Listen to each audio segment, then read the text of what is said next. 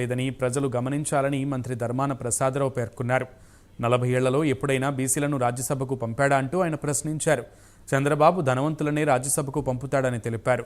ఎన్నికల ముందు జయహో బీసీ అంటున్నారు, ఎన్నికల తర్వాత జయహో బీసీని చింపి అవతల పడేస్తారని ధర్మాన అన్నారు. చూపించి రిపోర్ట్లు చూపించి ఇదే అభివృద్ధి అనేటువంటి మీ తత్వానికి, మీ తాలూగా సిద్ధాంతానికి, మా పార్టీ జగన్మోహన్ రెడ్డి సిద్ధాంతానికి అసలు ఎక్కడ పొందం లేదు. జగన్మోహన్ రెడ్డిది రాజ్యాంగం చెప్పినటువంటి నిబద్ధత కలిగినటువంటి పాలన. జగన్మోహన్ రెడ్డి పాలన ప్రపంచంలో దేశాలు అనుసరిస్తున్నటువంటి ప్రజల తాలూగా జీవన ప్రమాణాలను పెంచేటువంటి పాలన. సో మీకు మాకు ఎక్కడ పొందం లేదు. మీరు కంపేర్ చేసుకోవద్దు వైఎస్ఆర్సీపీతో. మీకు సాధ్యం కాదు, ఎప్పటికీ సాధ్యం కాదు. ఎందుకంటే మీ భావజాలంలో లేదన్నది నేను పదే పదే చెప్తున్నాను. లేదు, మీరు ఇవ్వలేదు. ఈ విధంగా మీరు ఎప్పుడు కన్సిడర్ చేయలేదు.